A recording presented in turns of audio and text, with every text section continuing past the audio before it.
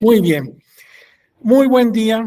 Me da muchísimo gusto saludar en esta ocasión a las personas que se encuentran en la audiencia convocada por la Escuela Judicial Electoral en forma virtual del Tribunal Electoral del Poder Judicial de la Federación para llevar una sesión más de su diplomado en Derechos Humanos Político-Electorales, concretamente con el tema del derecho del debido proceso en la justicia electoral mexicana.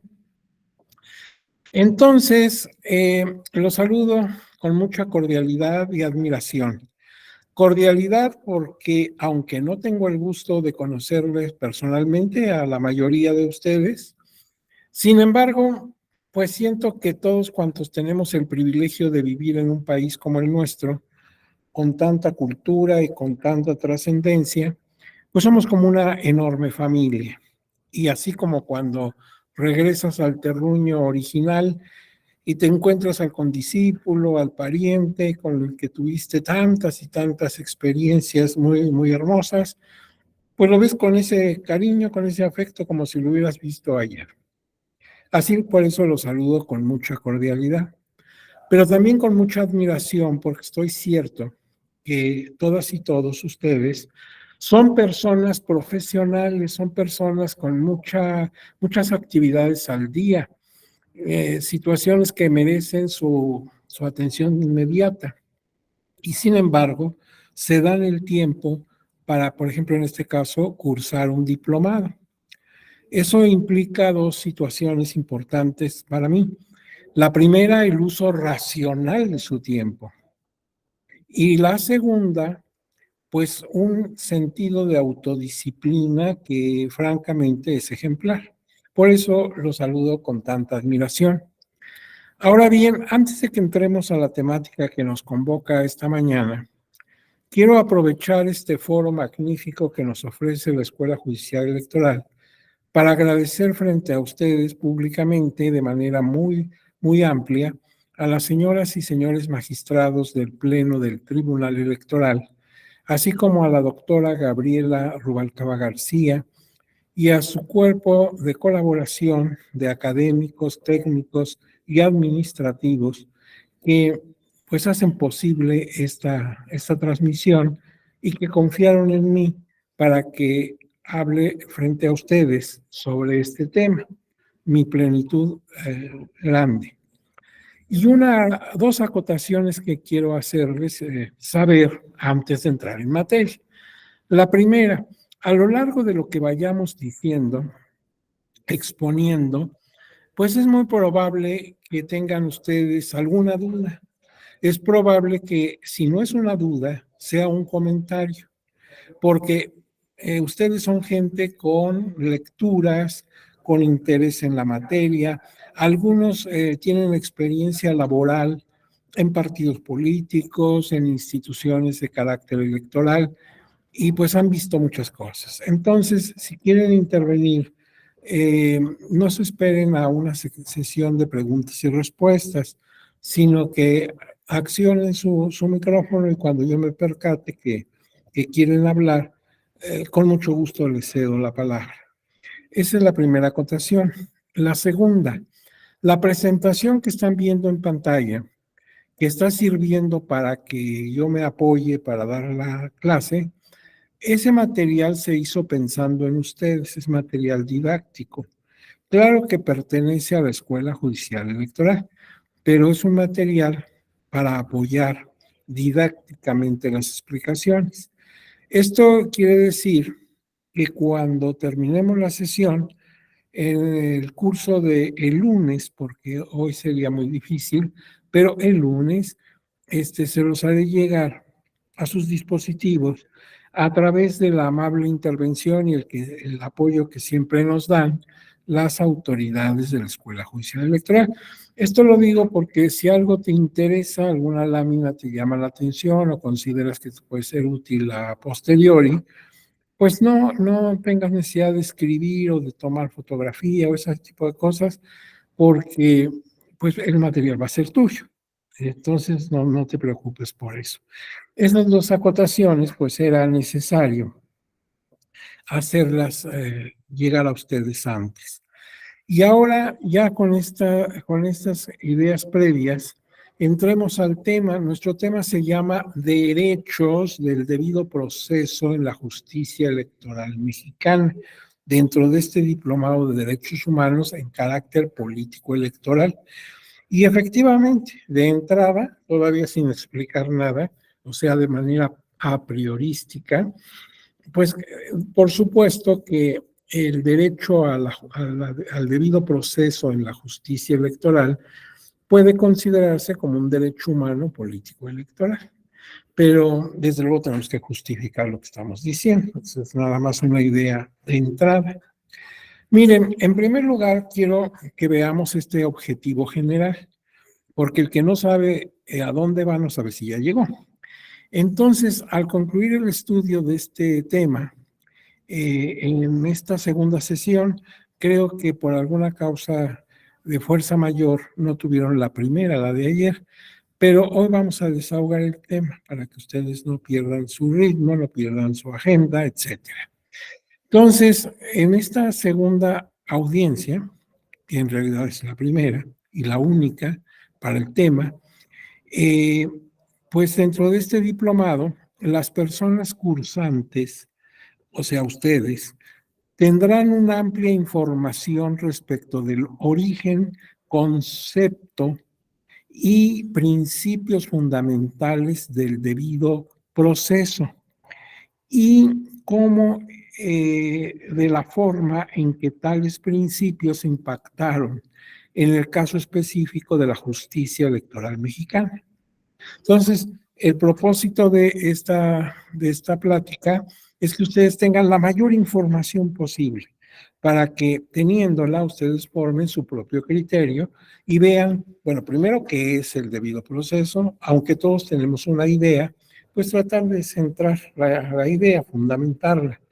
Luego, cómo se originó ese derecho al debido proceso y qué características debe tener lo que yo llamo debido proceso. Posteriormente, cómo ese concepto con esas características entra a la justicia mexicana y concretamente a la que nos interesa por la materia, la justicia electoral mexicana. Eso es lo que nos proponemos. Ahora bien, de acuerdo con ese tema, con ese objetivo o esos objetivos, les propongo este temario. Primero, una introducción para que empecemos a hablar de la temática.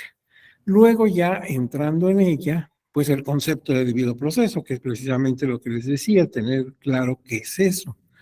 Luego, su origen histórico, para que veamos cómo se formó, cómo se fue consolidando a través de varios documentos históricos.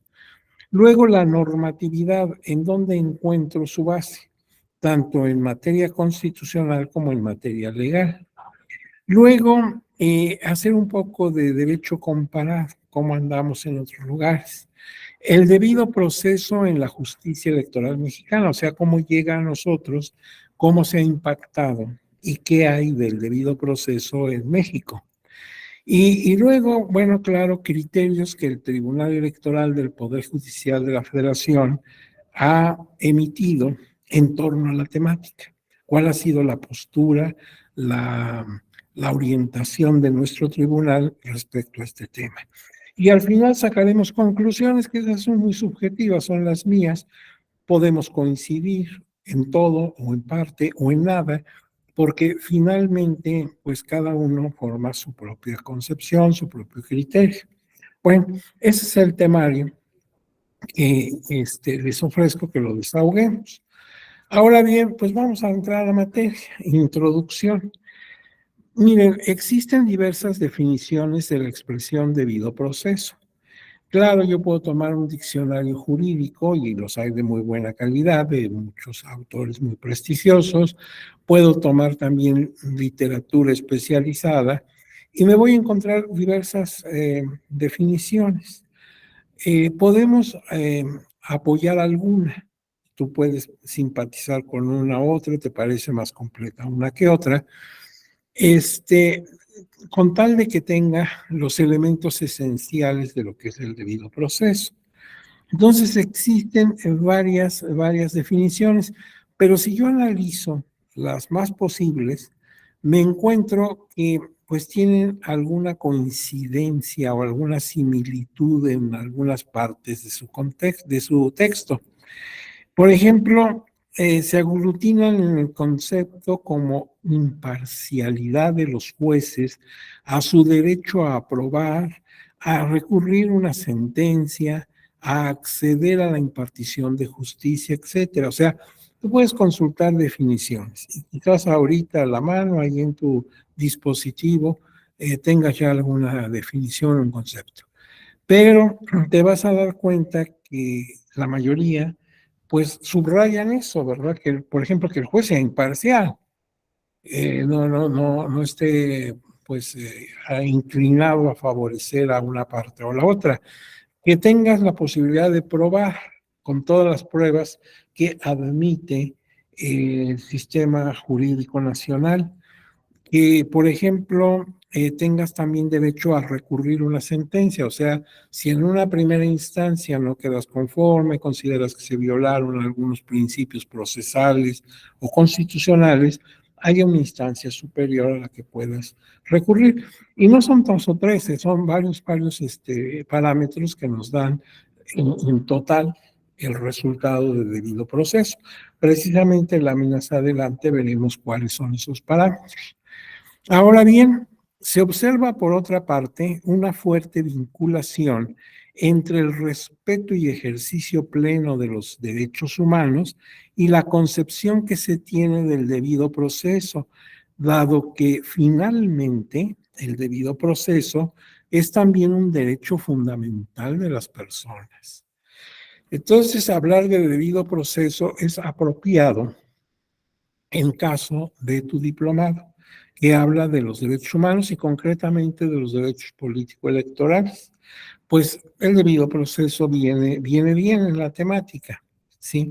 Porque como dice aquí, finalmente, pues es un derecho humano tener acceso a los tribunales, a los órganos de justicia y que en ellos, claro, esta justicia se imparta de manera adecuada. Conviene entonces reflexionar en un espacio académico como este, eh, pues respecto del cumplimiento del debido proceso en el caso específico de la justicia electoral en nuestro país. Y vemos que en su esencia esa justicia presenta peculiaridades como esta. Por ejemplo, su afectación en el ámbito social y crítico. Vamos a ver de qué se trata esto.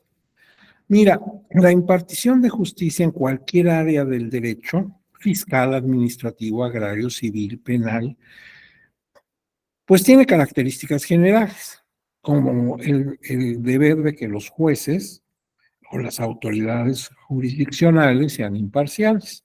Eso lo requiero yo lo mismo en un proceso fiscal que en un proceso penal. Pero hay algunas peculiaridades en ciertas áreas del derecho, y es el caso de lo electoral. Mira, en justicia electoral o en materia de derecho electoral, me encuentro que el procedimiento jurisdiccional tiene de menos estas características que lo distinguen de otro tipo de procesos. Primero, que su afectación es impactante en el ámbito social y político del país. Porque si tú y yo tenemos un problema judicial, por ejemplo, por la propiedad de un terreno, naturalmente que nos afecta. Tú quieres quedarte con él, consideras que eres propietario, pero yo pienso lo mismo. Y bueno, vamos a juicio y finalmente el órgano de justicia va a decidir. Pero nos afecta a ti y a mí, ¿sí? O sea, finalmente uno de los dos tendrá la razón, el terreno se le va a adjudicar por el juez y la parte perdedora, la parte que no pudo demostrar su derecho o comprobarlo, pues pierde esa propiedad. Pero nos afecta a ti y a mí nada más. Al país no le trasciende. Pero en cambio en materia político-electoral trasciende al país. Si decidimos que la elección la ha ganado la coalición A y no la coalición B, esto va a afectar al país. Es decir, está involucrado un conglomerado social. cosa que no ocurre en otro tipo de procesos, primera cuestión. Segunda, la brevedad para los plazos en resolver. Hay asuntos que en otras materias se tardan años. Hay gente que se queja de eso. Dice, oye, ya tengo tantos años peleando esto y sigue el proceso porque se recursa, se vuelve a interponer un recurso y así nos llevamos años. No debiera ser así, pero sí sucede. Pero en materia procesal electoral tenemos que resolver con plazos mínimos, porque la fecha que está asignada para la toma de posesión de cargos, por ejemplo, pues es muy concreta. No puede el funcionario, el servidor público, servidora pública en funciones, continuar el cargo si es de elección popular. Entonces el día hay que cambiarlo. Y por eso pues los plazos son fatales y muy breves. Vean ustedes en los procedimientos sancionadores, se marcan por horas, ¿verdad? A las 72 horas, a las 48 horas, o sea, son plazos muy breves. Eso también es una característica especial que nos haría peligrar, por ejemplo, el caso del debido proceso. La rapidez podría implicar, si no somos cuidadosos, conculcar los derechos de las partes. Otra cosa, su impacto en la vida nacional y aún en el ánimo internacional. Por ejemplo, en las elecciones estamos todos pendientes, no importa cuál sea nuestra afiliación política, las simpatías partidistas, todos estamos al pendiente, ¿qué está pasando? Queremos los resultados del conteo rápido, queremos los resultados inmediatamente. Y no solamente nosotros, los ciudadanos y ciudadanas mexicanas, sino también al nivel internacional. Están pendientes de nuestra elección en Perú, en Brasil, en todos los lados del mundo, a través de corresponsales de prensa, a través de comentaristas extranjeros, a través de embajadas y consulados. Es decir, así como nosotros cuando hay en algunos otros países que nos interesan, pues estamos muy pendientes, oye, ¿cómo va la elección en Estados Unidos o en Brasil? Entonces, pues esto no sucede en cualquier área del derecho. Ahora bien, se pueden citar definiciones de debido proceso, aquí ahorita les voy a comentar algunas, no importa quién las haya dado, no es el caso, pero ve cómo sí coinciden en lo esencial. Por ejemplo, dice una definición, es un derecho y a la vez un principio jurídico. Y esta definición sí es muy buena, porque efectivamente yo tengo como gobernado, como justiciable, derecho al debido proceso. Entonces, esto es un derecho. Por eso es un derecho que se va a dar entre los derechos humanos. Pero también es un principio jurídico procesal. O sea, el proceso por naturaleza debe cubrir aspectos de lo que llamamos debido proceso. Por ejemplo, la imparcialidad de los órganos de justicia. Entonces, es un principio jurídico procesal de amplio alcance, conforme el cual toda persona individual, o sea, física, tú o yo, o colectiva, una institución, una empresa, cuenta con la garantía suficiente para asegurar un resultado justo y equitativo dentro de un proceso judicial en el que tenga interés jurídico. La definición es buena, o sea, sí podríamos utilizar esta definición. Otra, es una garantía procesal que debe estar presente en toda clase de procesos, efectivamente, no nada más en materia electoral, sino en proceso penal, civil, mercantil, fiscal, el que quieras, laboral. Es un conjunto de formalidades esenciales que deben observarse en cualquier procedimiento legal para asegurar o defender los derechos y libertades de toda persona involucrada. Otra, es un principio jurídico, ya sabemos que es un derecho y es un principio, lo puedes concebir de una manera o de otra o de las dos. Es un principio jurídico por el cual el Estado debe respetar todos los derechos legales que posee una persona según la ley. Es muy corto, pero sí es atinada, porque precisamente la impartición de justicia es una función del Estado. Es el Estado que tiene muchas funciones y entre ellas la de impartir justicia en cualquier esfera del derecho. Bien, entonces ahí el Estado se compromete a respetar a ti, a mí, a la empresa, todos los derechos que legalmente tiene. Es también aquí otra definición,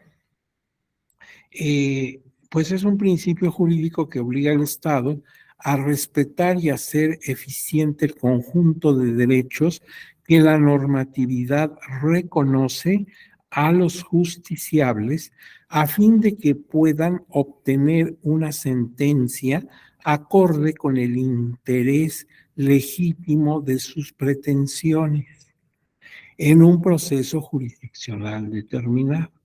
Si tú ves todas estas definiciones caben, sí, y tú mismo puedes intentar, tú misma puedes intentar tu propia definición, a condición, claro, que tenga coherencia, que tenga sentido. Ahora bien, la expresión castellanizada, o sea, cuando yo digo debido proceso, los autores, los estudiosos del tema dicen que fíjate que el origen de esto viene del inglés. Y viene del inglés porque sus raíces históricas se dieron en Inglaterra. Ahora pues están distribuidas por el mundo. Pero en inglés está la expresión the process of law, que si lo traducimos un poquito a fuerza de martillo, un poquito forzadamente, vendría siendo debido proceso legal o buen derecho legal. Un poquito así, ¿sí? Porque a veces la traducción no puede ser literal, pero algo así entendemos. Ahora bien, en el debido proceso se conjugan las funciones de los legisladores, o sea, en el debido proceso participan los dos poderes importantes de la división clásica tripartita de Montesquieu de funciones, el poder legislativo y, claro, el poder judicial. ¿Y cómo se conjugan las actividades de lo legislativo y lo judicial? Pues porque, mira, los legisladores aprueban leyes procesales fundamentales o fundamentadas en principios constitucionales. Entonces, desde el Poder Legislativo, desde el Congreso, las cámaras, es deber de los legisladores establecer normas que estén apegadas a Constitución y a ley. O sea, desde ahí nos deben garantizar el debido proceso. Es responsabilidad del Poder Legislativo, ya sea federal o local. Pero también, claro, responsabilidad del Poder Judicial en cualquier nivel o jerarquía para que apliquen los operadores de la justicia en casos concretos, que es lo que conocen, esos principios del debido proceso que deben estar en la Constitución y en la ley. Y es más, al ir interpretando y al ir aplicándolo en casos concretos, pues van creando criterios que nosotros le llamamos jurisprudencia. Y todo eso va a potencializar las garantías de los justiciables porque van resolviendo sus procesos y van fincando bases de interpretación que después pueden ser utilizadas para casos subsecuentes. Entonces, en concreto, el debido proceso lo deben custodiar, lo deben vigilar y potencializar los dos poderes, el legislativo en su tarea y el juez en sus funciones. Ahora vamos al origen histórico. ¿De dónde surgió todo esto? Porque parece como que debido proceso sea algo de ahora, y no, al contrario, es algo muy antiguo.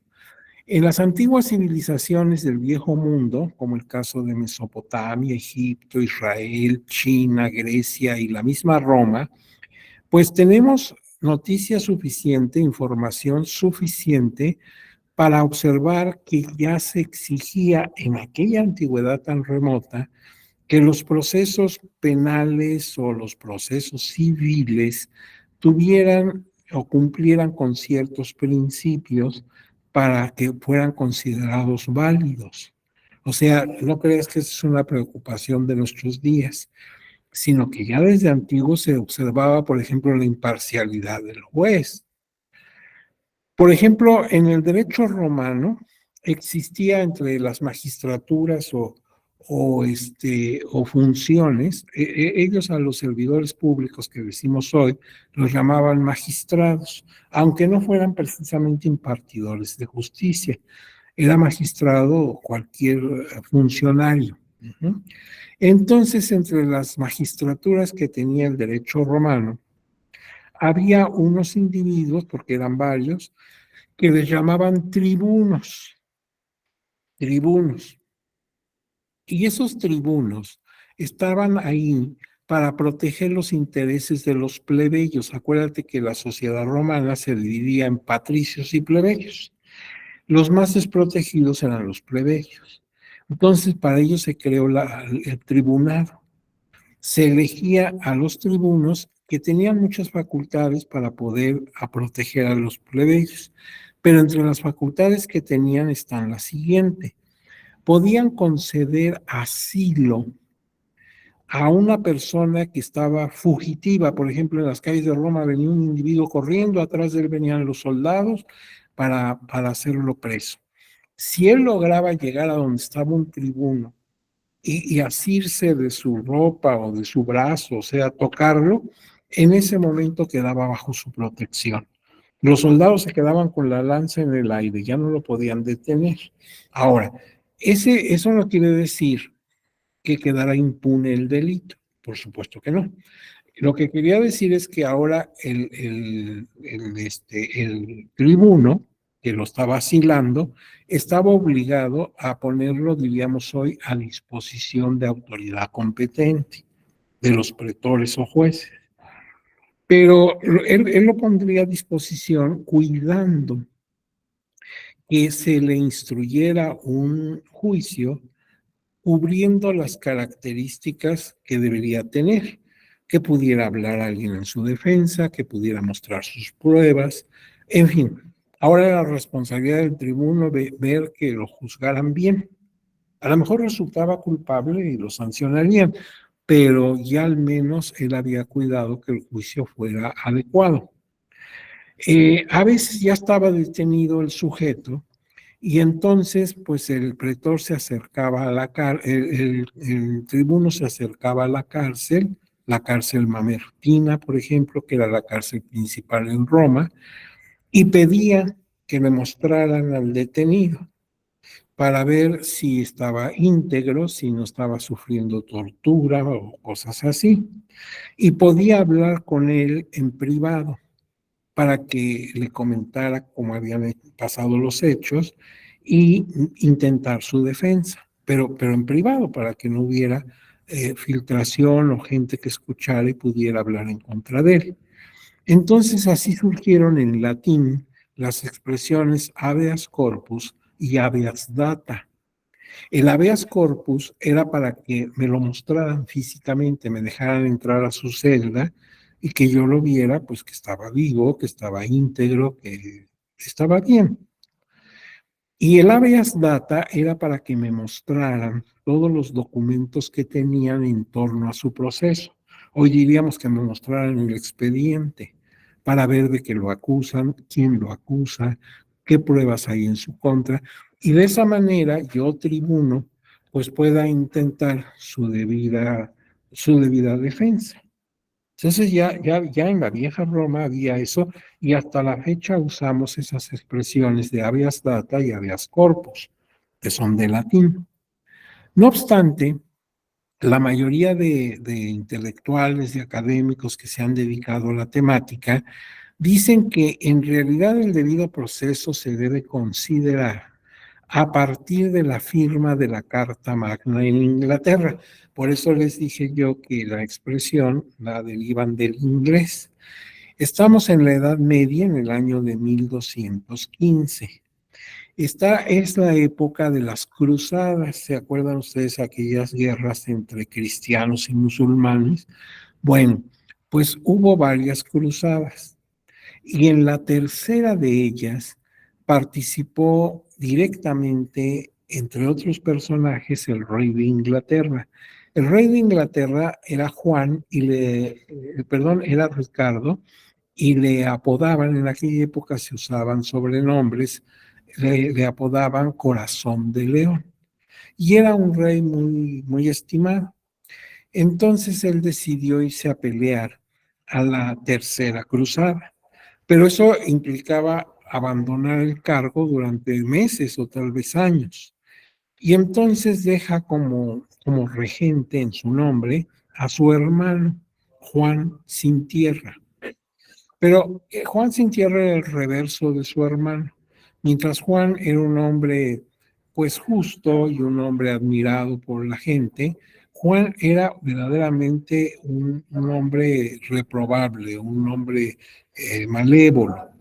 Y aprovechando que su hermano estaba tan lejos y que era probable que ni regresara, pues él se dedicó a extorsionar, se dedicó a vulnerar los derechos de todo mundo, al grado que colmó la paciencia de dos sectores importantes, dos factores reales de poder de la época. La iglesia, todavía católica, porque todavía no se rompía con el Papa, y la nobleza, los varones, pero varones con B alta, varón de título de nobleza. Y entonces estos dos grupos, clérigos y nobles, unieron sus fuerzas y prácticamente obligaron a Juan Sin Tierra a firmar ese documento que conocemos como Carta Magna, o sea, la Gran Carta, en el año de 1215 después de Cristo. Y en ese documento, pues se le ordenan varias cosas que ahora forman parte del debido proceso. Por cierto, Juan la firmó por acción, porque no le quedaba otro remedio, y después lo desconoció, pero ya quedó grabado eso en la Carta Magna, que en su momento hizo las veces como una constitución. Por eso, fíjate, nosotros vemos que en el ámbito coloquial, a veces a nuestra constitución le llamamos Carta Magna, sin que se llame así, sino recordando el documento que se firmó en Inglaterra. Y por ejemplo, yo me encuentro que en ese documento, en su capítulo 39, dice: ningún hombre libre podrá ser arrestado o detenido o preso o desposeído de su propiedad o de ninguna otra forma molestado, y no iremos en su busca ni mandaremos prenderlo, salvo en virtud de enjuiciamiento legal de sus pares, o sea, de sus iguales, y en la ley de la tierra. Así lo dice. Efectivamente, la orientación de la Carta Magna inglesa es en el sentido de que la persona fuera juzgada por sus pares, es decir, por sus iguales. Si es clérigo, si es religioso, en un jurado religioso, formado por religiosos. Si es un noble, pues en un jurado formado por nobles. Fíjense una cosa, esta Carta Magna daba derechos a estos dos sectores de poder, los nobles y la iglesia, no al pueblo. Quitemos la idea de que se hablaba en nombre del pueblo, está muy lejos todavía pensar en el pueblo. Estamos en 1215, ¿sí? Esto de la soberanía popular, estas cosas es del siglo XVIII. Entonces, no se pensaba en el pueblo no tenía estos derechos. Estamos hablando de nobles y de clérigos, pero son ya antecedentes.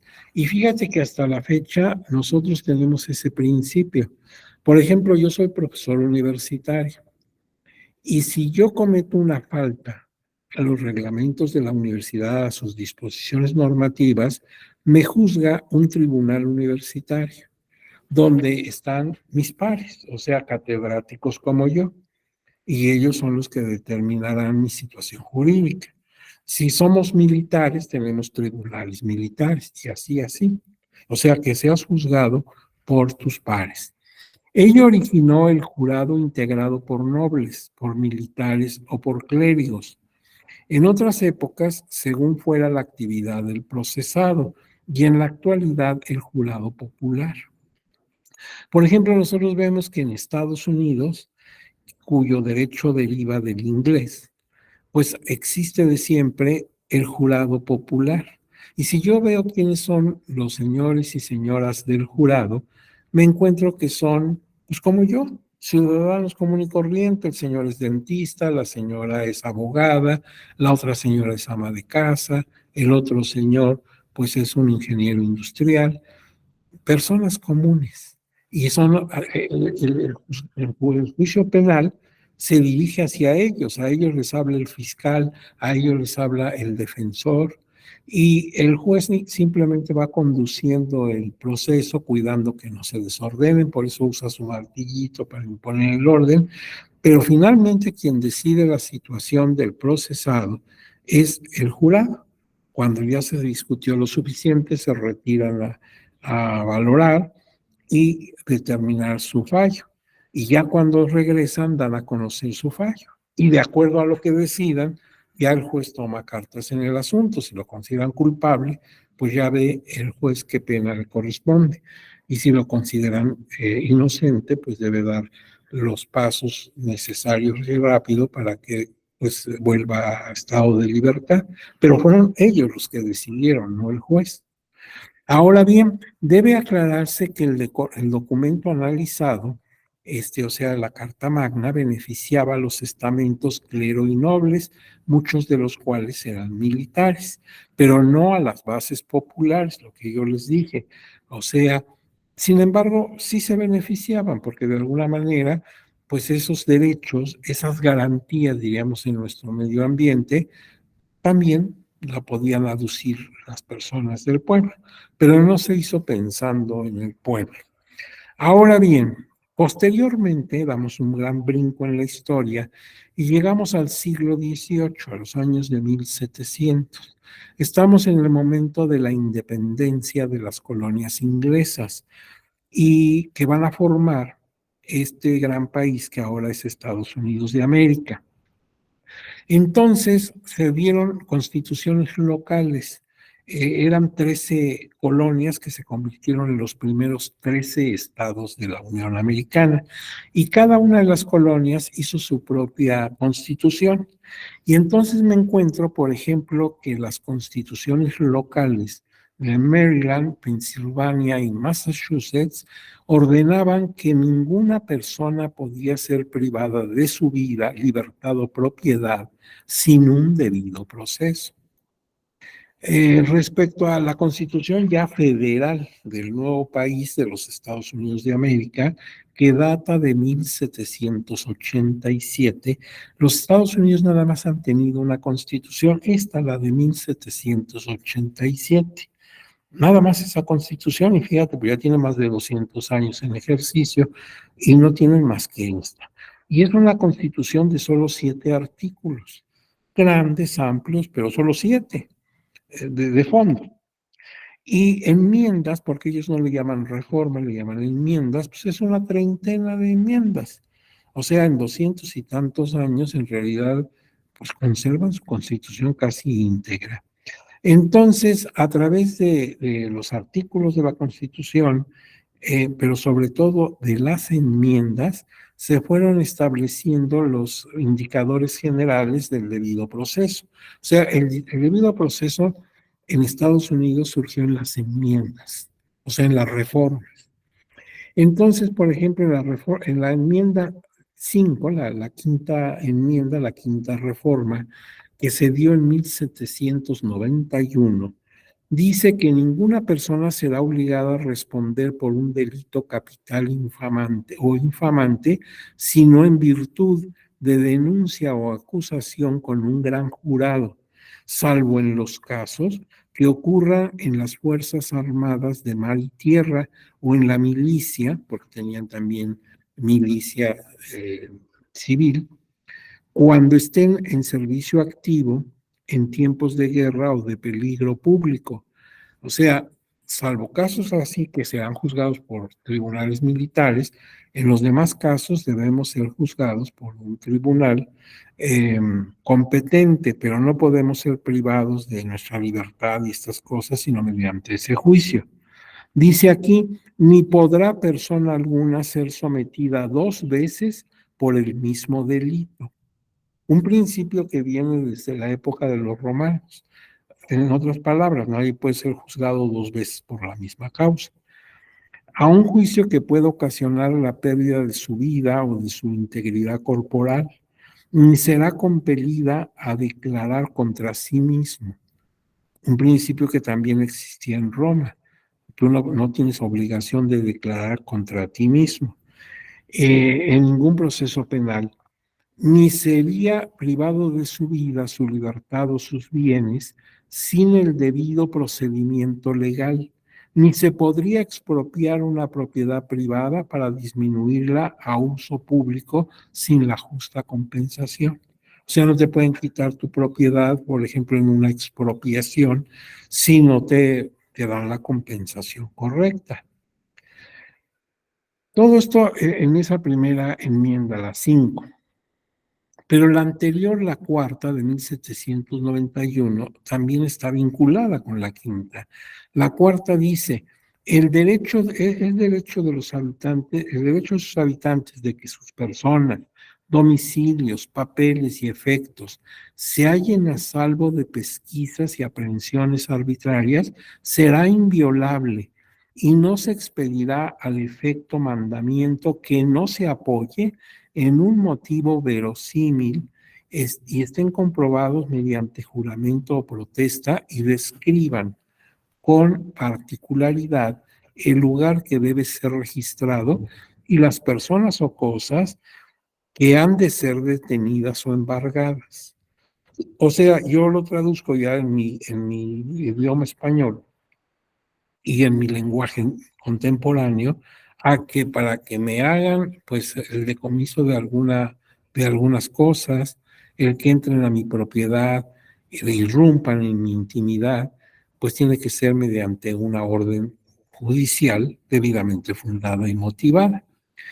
Otra enmienda, la sexta de 1791, dice, en toda causa criminal, el acusado gozará del derecho a ser juzgado rápidamente y en público por un jurado especial del distrito y estado en que el delito se haya cometido, distrito que deberá haber sido determinado previamente por la ley, así como de que de que se haga saber la naturaleza y causa de la acusación de la que se le caree con los testigos y que depongan en su contra, de que se obligue a comparecer a los testigos que le favorezcan y de contar con la ayuda de un abogado que lo defienda.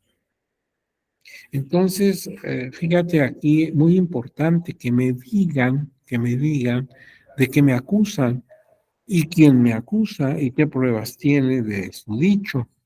Como puede observarse, hay que relacionar las enmiendas entre todas, hay que leer todas y vincularlas, porque pues van formando las reglas del debido proceso, concretamente en este país, en los Estados Unidos de América. Hay una enmienda más, que es la 14 de 1868, ya en el siglo XIX. Toda persona nacida o naturalizada en los Estados Unidos y sujeta a su jurisdicción será ciudadana de los Estados Unidos y del estado en el que resida. Sí, desde luego, sea Michigan, sea Illinois, sea California. Ningún estado aprobará o hará cumplir ley alguna que restrinja los privilegios o inmunidades de los ciudadanos de los Estados Unidos, ni ningún estado privará a la persona alguna de su vida, su libertad o su propiedad sin el debido procedimiento legal, ni negará a nadie dentro de su jurisdicción la protección de las leyes en un plano de igualdad. En este último párrafo, el gran procesalista Couture destaca que la expresión debido proceso legal se transformó en forma genérica en la Constitución de los Estados Unidos, pues ya no se trata de un juicio llevado a cabo por los pares, como habíamos dicho, o sea, por los iguales, o fundamentada en la ley de la tierra, que es la expresión que aparece en las enmiendas, sino que ya se hace referencia a un debido procedimiento legal e integral aplicable o presente en cualquier proceso jurisdiccional. ¿Qué está diciendo coautor? Mira, al principio se pensó en caso individual, ninguna persona, pero esto ya adquirió un rango más profundo. Estamos hablando que en todo juicio ya no nos preocupa quiénes sean las partes. Desde luego pueden ser sujetos en lo individual, pueden ser personas morales. Todo proceso debe cumplir estos requisitos, estos elementos del debido proceso. Ahora, pues vamos al caso de México.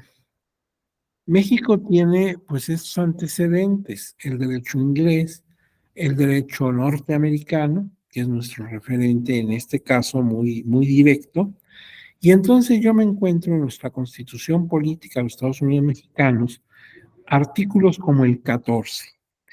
Son artículos amplios, pero voy a tomar la parte que me interesa. Dice, nadie podrá ser privado de la libertad o de sus propiedades, posesiones o derechos, sino mediante juicio seguido ante los tribunales previamente establecidos, en el que se cumplan las formalidades esenciales del procedimiento y conforme a las leyes expedidas con anterioridad al hecho. Si tú te fijas en la redacción de nuestra Constitución, son casi textualmente las palabras que están en la Carta Magna y después en las enmiendas de la Constitución norteamericana. En otras palabras, nadie me puede quitar la libertad o mis propiedades, sino mediante un juicio, y en ese juicio se deben establecer, se debe cumplir previamente con los requisitos que hay para el desarrollo de ese proceso. Pero voy a otro artículo, ya vi el 14, ahora voy al 16. Dice, nadie puede ser molestado en su persona, familia, domicilio, papeles o posesiones, sino en virtud de mandamiento escrito de la autoridad competente que funde y motive la causa legal del procedimiento. Así es textual lo que dicen las enmiendas y la Carta Magna. Y me voy ahora al 17 constitucional.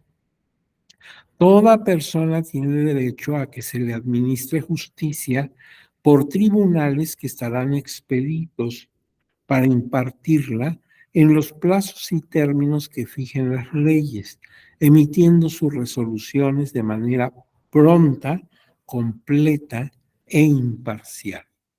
Ya aparecen estos principios. Pero como ves, hay una enorme inspiración por parte de nosotros respecto a Estados Unidos e Inglaterra. Dice aquí que siempre que no se afecte la igualdad entre las partes, el debido proceso u otros derechos en los juicios y procedimientos seguidos en forma de juicio, las autoridades deben privilegiar la solución del conflicto sobre los formalismos procedimentales. ¿Esto qué quiere decir? Que si hay una amigable composición, pues es mejor que llevar un juicio. O sea, si las partes pueden entrar en arreglo, desde luego bajo ciertas bases de justicia y de equidad, pues mucho mejor. Por eso es mejor la conciliación que el juicio. Esto ya es contemporáneo, se prefiere llegar a un buen arreglo. Y ahora ustedes saben que la mediación es una parte importante en todo tipo de proceso para que se vea si las partes pueden llegar a una amigable composición en lugar de irnos a juicio. O sea, agotar esa instancia. Aún en materia electoral, por ejemplo, los partidos políticos en su justicia intrapartidista, en sus propios documentos reglamentarios, tienen figuras de este tipo de mediación. Ahora, otro artículo que ese ya nos concierne directamente porque es materia electoral, el artículo 41 en su base 6, porque ahí no hay fracciones, hay bases, en la base 6 romana, dice, para garantizar los principios de constitucionalidad y legalidad de los actos o resoluciones electorales, Se establecerá un sistema de medios de impugnación en los términos que señalen esta Constitución y la ley. Dicho sistema dará definitividad a las distintas etapas de los procesos electorales y garantizará la protección de los derechos políticos de los ciudadanos de votar, ser votados y de asociación en los términos del artículo 99 de esta Constitución. Entonces, pues ahí se crean los medios de impugnación en materia electoral. Por eso la ley que se aplica se conoce como la Ley General del Sistema de Medios de Impugnación en materia electoral. Es todo un sistema. Son muchos recursos y juicios, según lo que tú quieras eh, impugnar. Y el artículo 99 al que se refiere el 41, como todos ustedes saben, es el artículo que define al Tribunal Electoral del Poder Judicial de la Federación, le da su estructura, su naturaleza jurídica y sus funciones. O sea, en otras palabras, el 99 está dedicado al tribunal. El 99 dice, el Tribunal Electoral será con excepción de lo dispuesto en la fracción 2 del artículo 105 de la Constitución, que se refiere a acciones de inconstitucionalidad, si, salvo ese asunto, será la máxima autoridad jurisdiccional en la materia y órgano especializado del Poder Judicial de la Federación. Y si yo sigo leyendo el 99, en la parte que a mí me interesa resaltar, pues dice que sin perjuicio de lo dispuesto por el artículo 105 de esta Constitución, las salas, o sea, no solamente la superior, sino las salas en general del tribunal, podrán resolver la no aplicación de las leyes sobre la materia electoral contrarias a la presente Constitución. Las resoluciones que se dicten en el ejercicio de esta facultad se limitarán al caso concreto sobre el que verse el juicio. En tales casos, la Sala Superior informará a la Suprema Corte de Justicia de la Nación. O sea, la facultad de inaplicación de normas, que ustedes ya saben, está acotada al caso concreto, no expulsa la norma del sistema, como sí se hacen las acciones de inconstitucionalidad, pero esas acciones de inconstitucionalidad son de la exclusiva competencia de Suprema Corte. Ahora bien, aparte de ver este recorrido histórico, las normas sobre el debido proceso están también en convenios internacionales que México ha firmado y ratificado y que forman ya parte del sistema jurídico nacional. Por ejemplo, en la Convención Americana sobre Derechos Humanos, que coloquialmente llamamos Pacto de San José, porque se firmó en San José de Costa Rica, tenemos el artículo 7 que dice derecho a la libertad personal. El artículo 8, garantías judiciales, ahí está pues el debido proceso. Por ejemplo, que tengas un abogado que hable por tu causa. Artículo 9, principio de legalidad y de retroactividad, o sea que no puede haber aplicación de una norma en perjuicio de alguien que se aplique retroactivamente. Artículo 10, derecho de indemnización. Y artículo 25, la protección que los jueces y todo el órgano judicial deben tener para las personas sujetas a proceso. Por ejemplo, el artículo 7 dice derecho a la libertad personal. Toda persona tiene derecho a la libertad y a la seguridad personales. Nadie puede ser privado de la libertad física salvo por causas y en las condiciones fijadas de antemano por las constituciones políticas de los estados, partes o por las leyes dictadas conforme a ellas. Parte 3 del artículo 7. Nadie puede ser sometido a detención o encarcelamiento arbitrarios. El mismo artículo 7, toda persona detenida o retenida debe ser informada de las razones de su detención y notificada sin demora de los cargos formulados contra ella. 5, toda persona detenida o retenida debe ser llevada sin demora ante un juez o alto funcionario autorizado por la ley para ejercer funciones judiciales y tendrá derecho a ser juzgada dentro de un plazo razonable o a ser puesta en libertad sin perjuicio de que continúe su proceso. Su libertad podrá estar condicionada a garantías que aseguren su comparecencia en el juicio. Sigue diciendo el artículo 7, toda persona privada de libertad tiene derecho a recurrir ante un juez o tribunal competente a fin de que éste decida sin demora sobre la legalidad de su arresto o detención y ordene su libertad, si el arresto o la detención fueran ilegales. En los estados partes, cuyas leyes prevén que toda persona que se viera amenazada de ser privada de su libertad tiene derecho a recurrir a un juez o tribunal competente a fin de que éste decida sobre la legalidad de tal amenaza. Dicho recurso no puede ser restringido ni abolido. Los recursos podrán interponerse por sí o por otra persona. El artículo 8 del Pacto de San José dice: nadie será detenido por deudas. Este principio no limita los mandados de la autoridad judicial competente dictados por incumplimiento de deberes alimentarios.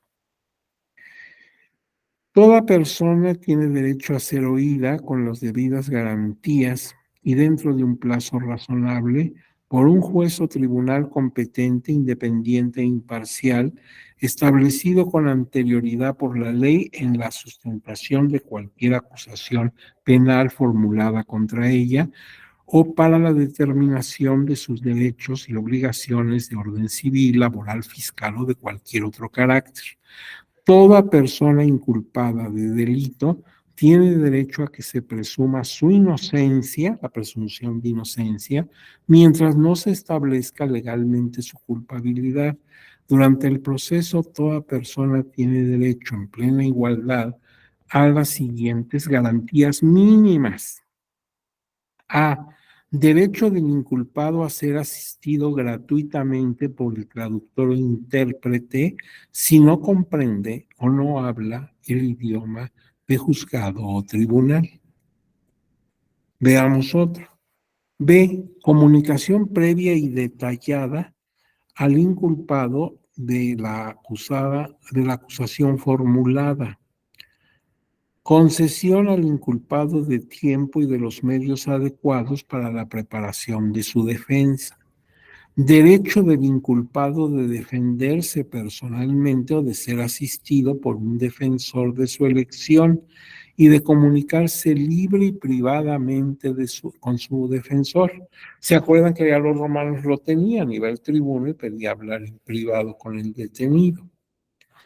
Derecho irrenunciable a ser asistido por un defensor proporcionado por el Estado, remunerado o no según la legislación interna, si el inculpado no se defendiera por sí mismo ni nombrase defensor dentro de los plazos establecidos por la ley.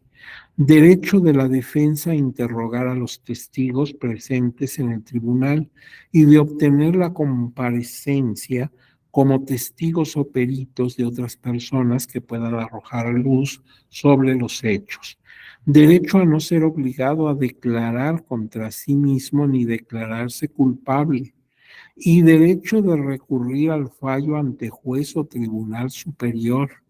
La confesión del inculpado solamente es válida si es hecha sin coacción de ninguna naturaleza. El inculpado absuelto por una sentencia firme no podrá ser sometido al nuevo juicio por los mismos hechos. O sea que nadie puede ser juzgado dos veces por el mismo caso. El proceso penal debe ser público, salvo que lo que sea necesario para preservar sus intereses y los intereses de la justicia. O sea, normalmente los juicios deben ser públicos, salvo que por motivos de seguridad o algo así tenga que hacerse en privado. Nadie puede ser condenado por acciones u omisiones que en el momento de cometerse no tenían o no fueran delictivos según el derecho aplicable. Tampoco se puede imponer pena más grave aplicable en el momento de comisión del delito. Con posterioridad a la comisión del delito, la imposición de una más leve, el delincuente se beneficiará por ello. O sea, si se agrava la pena, no me la aplica. Cuando yo cometí el delito, no tenía esa penal, pero si se atenúa, sí me la aplican porque me beneficia. Toda persona tiene derecho a ser indemnizada conforme a la ley en caso de haber sido condenada en sentencia firme por error judicial. Artículo 25, protección judicial. Toda persona tiene derecho a un recurso sencillo y rápido o a cualquier otro recurso efectivo entre los jueces o tribunales competentes que la ampare contra los actos que violen sus derechos fundamentales reconocidos por la Constitución, la ley o la presente convención, aun cuando tal violación sea cometida por personas que actúen en ejercicio de sus funciones judiciales. Fíjate que aquí en este artículo 25 del Pacto de San José me hace recordar casi exactamente la frase de nuestro caudillo de la independencia, el generalísimo Morelos, donde nos dice, pues en el lenguaje de su época, que toda persona cuente con un tribunal que lo ampare, lo proteja contra la arbitrariedad, y que ahora esa frase del señor Morelos se encuentra con letras doradas en prácticamente todos los tribunales del país. Pues Morelos realmente se adelantó a su tiempo porque él pronunció esas palabras en el siglo XIX, al inicio del siglo XIX, y pues ahora las encuentras palabras más, palabras menos, en el mismo sentido en la Convención de San José.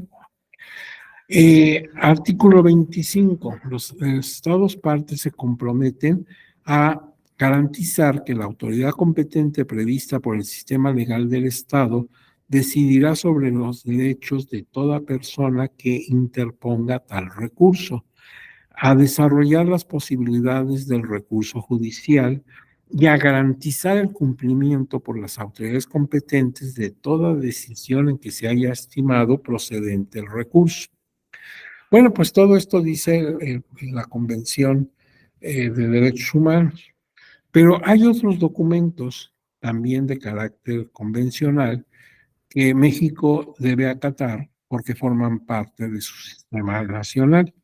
Por ejemplo, la Declaración Universal de Derechos Humanos, sus artículos 8 y 10, el Pacto Internacional de Derechos Civiles y Políticos, su parte 2 romana, artículo 2.3 y parte 3, artículo 14.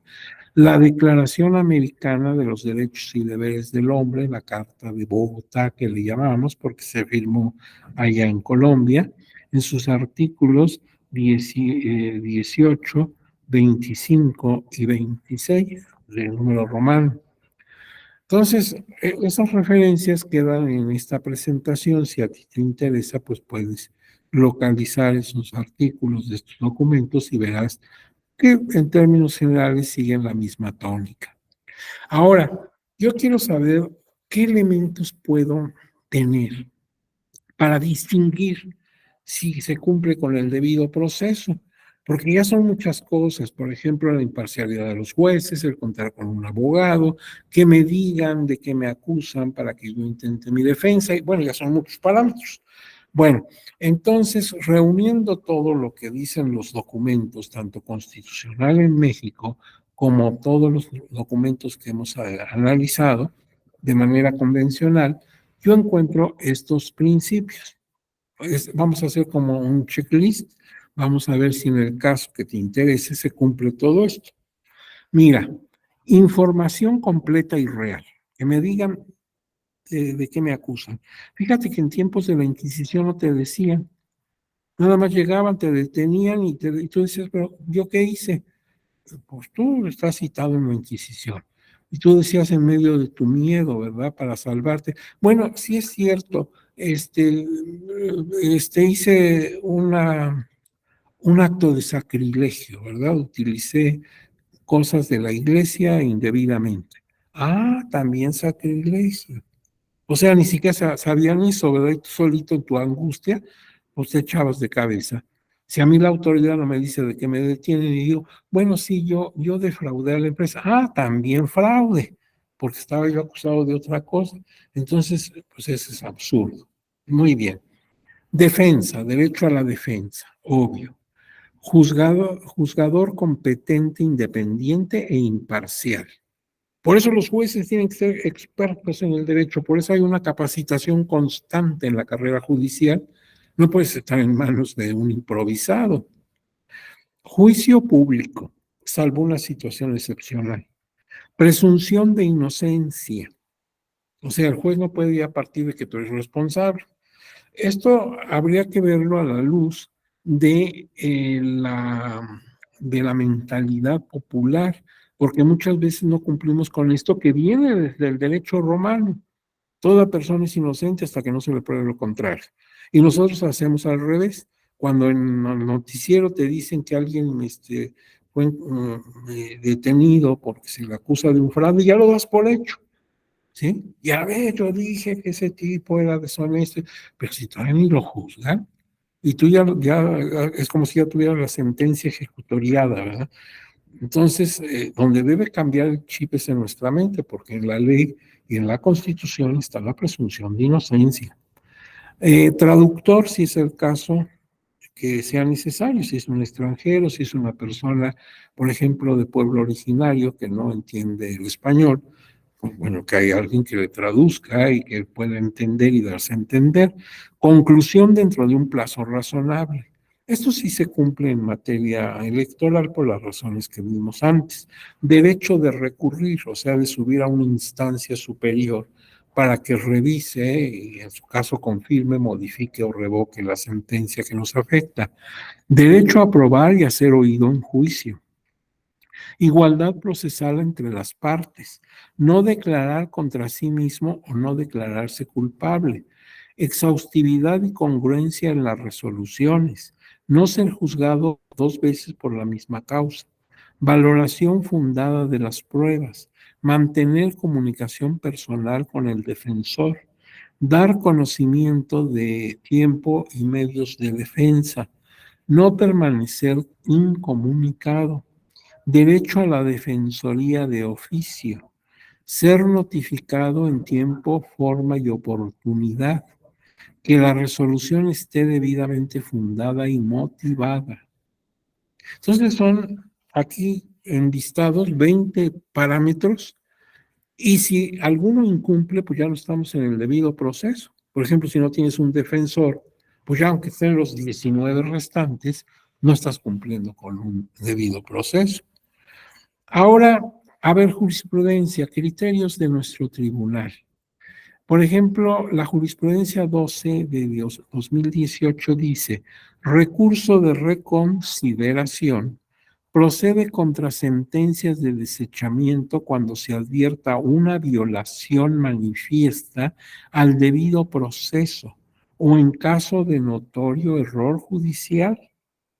Y en la parte que me interesa subrayar de esta jurisprudencia dice, uno, que la falta de estudio de fondo sea atribuible a la sala regional responsable por una indebida actuación que viole las garantías esenciales del debido proceso o por un error evidente e incontrovertible apreciable de la simple revisión del expediente que sea determinante para el sentido de la sentencia cuestionada. Dos, que exista la posibilidad cierta, real, manifiesta y suficiente para revocar la sentencia impugnada y ordenar la reparación de la violación atinente a través de la medida que al efecto se estime eficaz.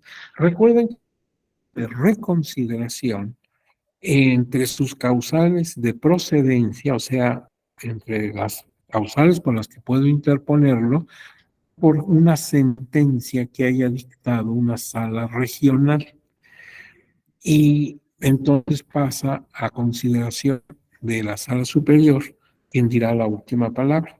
El recurso de reconsideración tiene muchos aspectos de procedencia, pero este es el que me interesa tocar en este momento, porque aquí vemos que si en la sala regional se cometieron algunos errores graves, no se ponderó una prueba, cosas de ese tipo, pues puede estar la reconsideración y entonces a la superior tomará la decisión final, ya sea revocando, modificando o confirmando la sentencia que estás impugnando.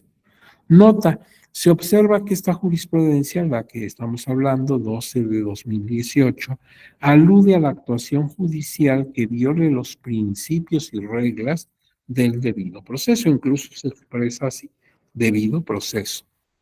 Según Amnistía Internacional, son países de América muy cuestionados por violación a derechos procesales, luego que incumplen los parámetros del debido proceso. O sea, yo me pregunto como ciudadano mexicano, en mi continente, ¿qué países tienen mayor número de demandas ante órganos de justicia internacional por incumplir parámetros del debido proceso? Pues mira, me da mucha pena porque todos son países que pues estimamos mucho, países hermanos, pero está Colombia, Cuba, Ecuador, El Salvador, México, Guatemala, Paraguay, Perú, Bolivia, Honduras, Nicaragua y Venezuela. Da mucha pena estar en esta lista. Somos de los países que más demandas tienen por falta de cumplimiento al debido proceso. Eso nos da mucha pena. Eso es algo que debemos hablar aquí entre nosotros. Y pues ver cuáles son las causas, porque entonces estamos mal. Claro, estamos aquí hablando de procesos en todas las materias, en general, no en lo particular de lo electoral. ¿Y cuáles son los países con mejor calificación cumplidores del debido proceso? Dinamarca, Nueva Zelanda, Noruega, Finlandia. Bueno, que tienen esos países, ¿verdad? Sí, porque ellos están mejor. Habría que hacer un estudio ahí, pues, de tipo sociológico, de tipo comparado, en fin, ¿por qué unos son más tendientes a violentar el debido proceso que otros? El objeto, vamos a hablar ahora del debido proceso en la justicia electoral mexicana. El objetivo primordial del debido proceso consiste en garantizar la estricta observancia de los principios del derecho procesal para el logro de la tutela efectiva de los derechos fundamentales de las personas, entre ellos destacadamente el derecho humano al debido proceso. ¿Quién dice esto? Lo dice el doctor René Casoluengo Méndez, que es un experto en derecho procesal y procesal electoral. Tal vez ustedes lo conocen, han escuchado alguna conferencia de él o han leído algunos artículos de él.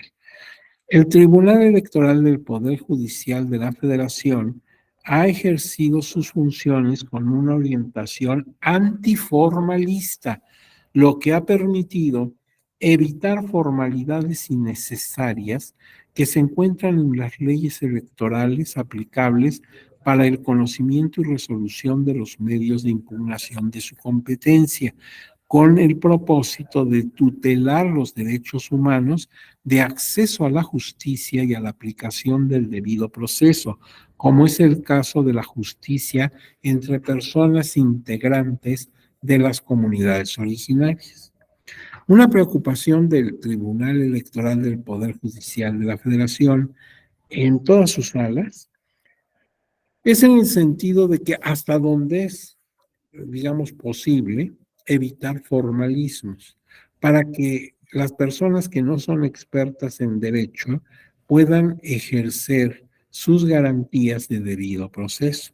El caso lo vemos así para muestra un botón En el caso lo vemos en las personas integrantes de pueblos y comunidades originarias. Desde luego no se les va a pedir que cumplan con muchos requisitos que sí se pueden obviar, porque entendemos que son personas que en principio no son expertas en materia procesal electoral. Y segundo, tienen también por razón de su distancia en que viven, por el aislamiento, por la falta de recursos técnicos y económicos, pues muchas veces no pueden cumplir con disposiciones muy exigentes. Entonces, simplemente que se vea en su escrito de demanda la causa de pedir. Con eso es suficiente. Ya los magistrados aquí tratan de entender qué es lo que quiso decir y ven el apoyo jurídico en leyes, etcétera. O sea, lo que se les pueda subsanar, lo que se les pueda eh, perfeccionar, pues se hace en el afán de que tengan la mayor protección posible. Y así como se hace con esas personas, se hace con otros grupos vulnerables. En la sentencia del expediente sub de la Sala Superior JDC, Juicio para la Protección de los Derechos Políticos Electorales del Ciudadano, el 1749 de 2012, el tribunal establece que de conformidad con el actual modelo de justicia electoral, es posible advertir la existencia de controles jurídicos de legalidad, constitucionalidad y convencionalidad. Ahora son tres principios que hay que tomar en cuenta. Hace muchos años, nada más se tomaba en cuenta constitucionalidad y legalidad. O sea, que los actos de autoridad estuvieran basados en la Constitución y en la ley, pero ahora se tienen que cuidar tres principios: constitucionalidad, legalidad y convencionalidad, porque la convencionalidad, como decíamos hace rato, ya forma parte, por disposición de la propia Constitución, del sistema jurídico nacional.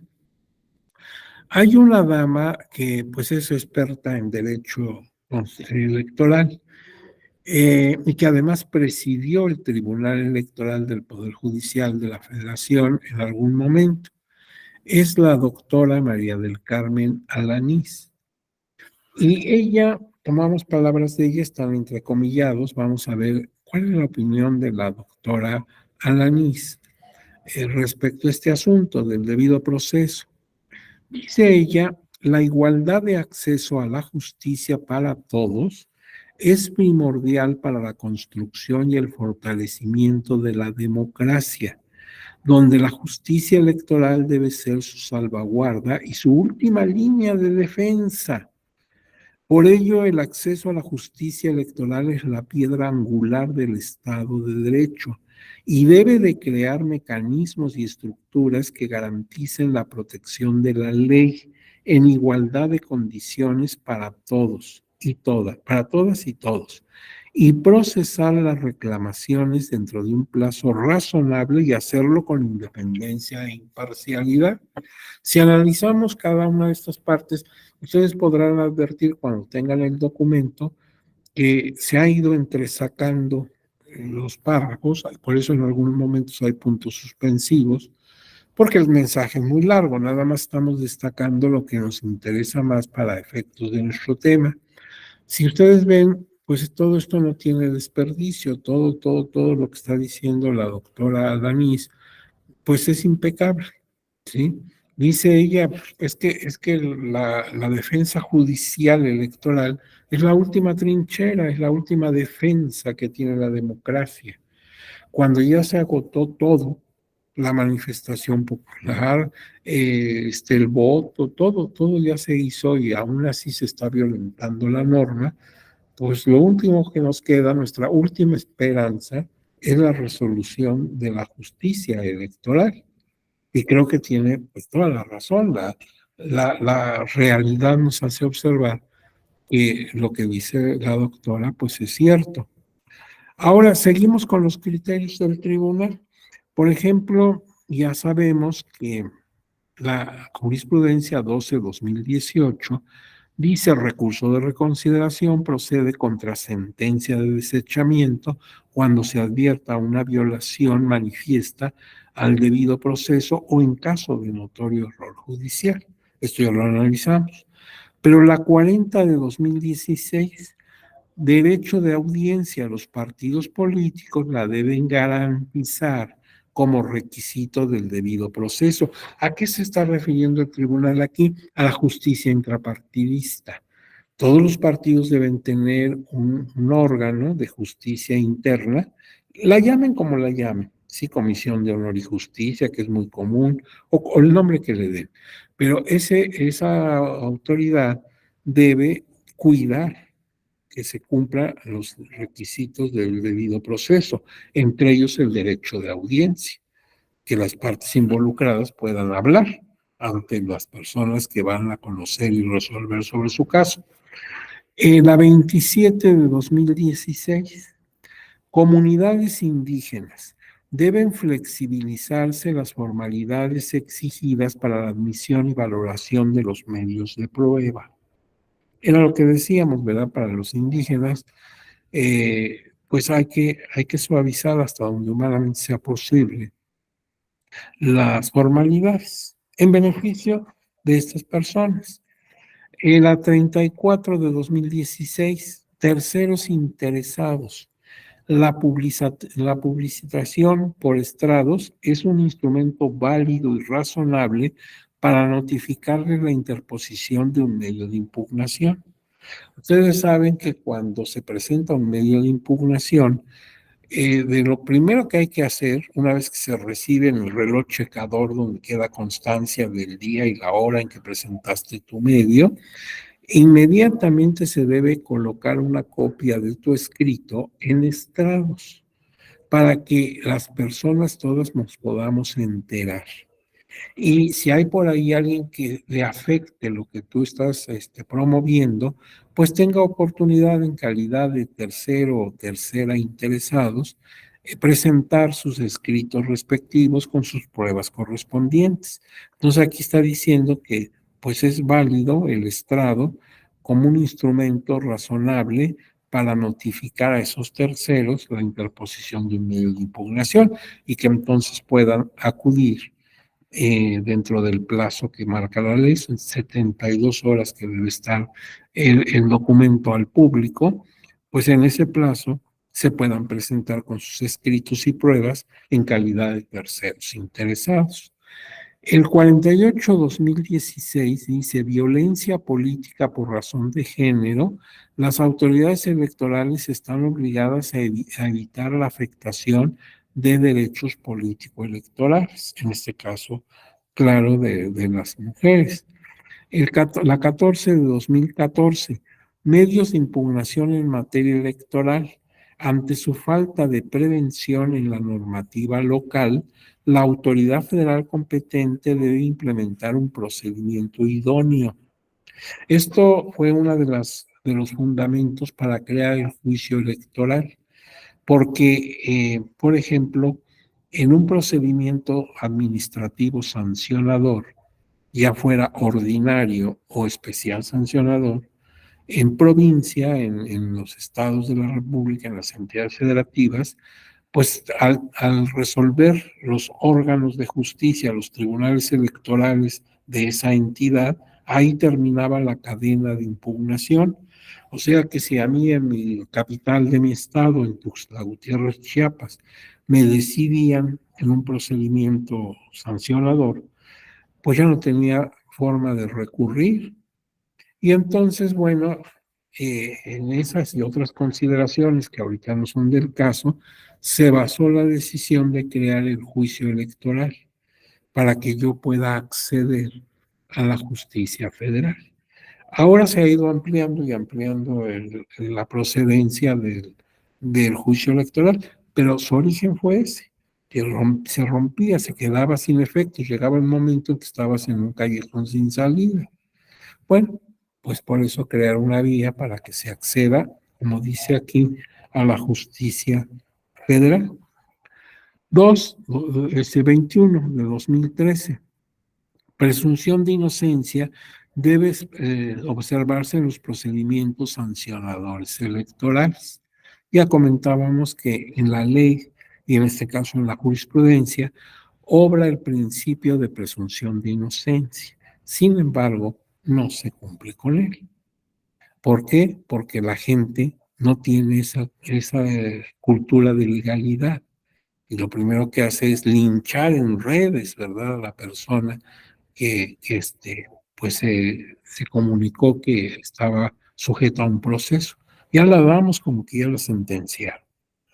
Ahora, en la tesis, no jurisprudencia, pero tesis 6 de 2022, dice: notificación personal debe practicarse en caso de violencia política en razón de género, en los cuales una mujer indígena sea víctima o tercera interesada, con el fin de garantizar su derecho de acceso a la justicia. Entonces, cuando esto suceda, siempre la notificación debe ser personal, para que la mujer afectada pues pueda eh, acceder a la justicia en la parte que pueda comprender su derecho. Otra tesis, la 16 de 2013, dice: presunción de inocencia, es inconstitucional la disposición que contempla la suspensión de derechos partidistas como medida cautelar en un proceso disciplinario. ¿Por qué? Porque todavía no se me juzga. Se presume que es responsable de violación a los estatutos y normas que rigen un partido. Y le suspendemos sus derechos partidistas. Eso es inconstitucional, dice el tribunal. Primero resuelve si es inocente o culpable, y si en ese caso corresponde suspensión de derechos, pero no de entrada le suspendes tus derechos. Bueno, ahora ustedes dirán casos concretos. Me gustaría así nombres y circunstancias, ¿verdad? Quiero saber pecado y pecador. Bueno, mira, hay un expediente, hay muchos, claro, pero un expediente que puedes consultar en página electrónica del tribunal es la resolución que obra en el expediente de Sala Superior, sub JE, que significa juicio electoral, es el 32 de 2020 y acumulados. Cuando ya lo tengas en pantalla, te recomiendo, pues no que leas toda la sentencia, sino pon atención en las fojas, foja 1 a 3, o sea, 1, 2, 3, y de la 11 a la 29. Ahí está todo el desarrollo de ese debido proceso. Y te diré rápidamente de qué trata. Mira, varios actores, o sea, lo presentaron varios actores, por eso en acumulados. ¿Y quién es la autoridad responsable en ese juicio electoral? El Tribunal Electoral del Estado de Oaxaca. En la resolución de Sala Superior se dictó el 10 de junio de 2020. Ajá. ¿Y en qué sentido se dio esa resolución? Determina modificar el acuerdo general de ese tribunal del Estado de Oaxaca, el acuerdo general 9 diagonal de 2020. ¿Qué pasaba en 2020? Pues estábamos en medio de la pandemia. Todavía no había ni vacunas, estábamos todos llenos de terror. No sé si ustedes no estaban en la misma situación, pero todos estábamos muy asustados, no sabíamos qué iba a pasar. Te digo, todavía ni siquiera había vacunas, sabíamos que se estaban haciendo los esfuerzos, investigando y todo, para a la brevedad posible tenernos vacunas, pero de momento ni vacunas teníamos. Entonces, eso sucedía en la época que estoy hablando, el año 2020. Pues en ese acuerdo emitido por el tribunal, que por el Tribunal Electoral del Estado de Oaxaca, que por razones de la pandemia de COVID-19 decretó la suspensión total de actividades en ese tribunal del 1 al 15 de junio de ese año. Estábamos en plena pandemia y cuando los fallecimientos eran aterradores, todo el país estaba apanicado. Esta medida hizo nugatoria la función de administrar justicia electoral y vulneró el derecho de acceso a la justicia, por lo cual la responsable, que es el Tribunal de Oaxaca, debe implementar dentro del campo de su competencia mecanismos para atender los asuntos que determinan urgente resolución conforme a sus capacidades económicas y tecnológicas. Porque el Tribunal de Oaxaca dice, oye, no tengo recursos, yo no puedo instalar un servicio de justicia en línea, justicia digital. Pues suena bien, pero no tenemos recursos para establecerlo, tampoco está capacitado nuestro personal, pues no me queda más que cerrar la puerta. Y el tribunal le dice que no. La medida afectaba principalmente a personas de los pueblos originarios del Estado, como la percepción de las dietas por ejercicio de sus funciones, o sea, les afectaba económicamente. Y también casos de vulneración política de género que no se podían resolver. Y no podemos esperar que se siga afectando el derecho, por ejemplo, de las mujeres y decir, bueno, espérense hasta que pase la pandemia. Sí, son cosas de sentido común. Pero aquí el Tribunal de Oaxaca pues está con los dedos en la puerta. Dice, mira, no tengo recursos, ni me los van a dar. Y además no tengo capacitada a mi gente. Entonces no puedo establecer pues, un servicio de justicia en línea. Entonces la Comisión Interamericana de Derechos Humanos, dice en la sentencia, manifiesta que la democracia y el Estado de Derecho son necesarios para la vigencia y el respeto de los derechos humanos. Eso dice la Corte Interamericana, y el Tribunal Electoral del Poder Judicial de la Federación toma, entre varios criterios de fundamentación, pues el de esa Corte. El tribunal impugnado, o sea, Oaxaca, manifiesta que no tiene recursos presupuestales y tecnológicos y que las condiciones de aislamiento y pobreza de algunas comunidades originarias hace que no exista en ellas servicio de Internet. No puedo poner cosas digitales porque hay lugares que ¿qué Internet van a tener? Y esto es una vergüenza. ¿Cómo es posible que en pleno siglo XXI, donde han pasado por ese estado distintos gobiernos de distintas tendencias políticas, vivamos como en tiempos de don Porfirio? Eso francamente es una responsabilidad de todos nosotros. No es posible que todavía haya comunidades en esas condiciones. Es que somos pobres. Oye, ya son 200 años de pobres. Yo creo que ya nos cansamos. Tenemos que ser ricos, ¿sí? ¿Cómo le vamos a hacer como podamos? Ya basta de hacernos tontos, ¿verdad? Y que los políticos nos salgan con sus promesas incumplidas. ¿Cómo vas a tener a la gente sin siquiera internet? Es que están muy aislados, pues ya llevas el internet. Es que va a costar mucho dinero, pues lo gastas. En lugar de tumbarlo en campañas tontas de carácter electoral, mejor dedícalo a cosas que realmente necesita la gente. ¿Sí? Déjate de discursos. Gobierno del partido A, del partido B, del partido Z. Todos han pasado por Oaxaca y Oaxaca sigue siendo un estado pobre. Eso no solamente es injusto, sino es vergonzoso para los gobiernos que han pasado por ahí. Bueno, pero así están las cosas. Y eso dice el Tribunal de Oaxaca, y el Tribunal de Oaxaca no tiene forma de resolverlo, claro. Pero precisamente por ello, dice el tribunal, me implementas un sistema que pueda llevarse a cabo dentro de tu realidad y debe cerrar, para no cerrar totalmente el acceso a la justicia electoral. La gente no puede dejar de recibir sus percepciones, las gentes que desempeñan funciones en los ayuntamientos, ni las mujeres van a tener que tener paciencia que las sigan afectando porque no hay quien ponga un coto a la violencia política por razones de género. Por todo ello, dice el tribunal, de Oaxaca debe emitir a la brevedad los mecanismos que garanticen su continuidad de funcionamiento, acorde con sus recursos económicos y técnicos.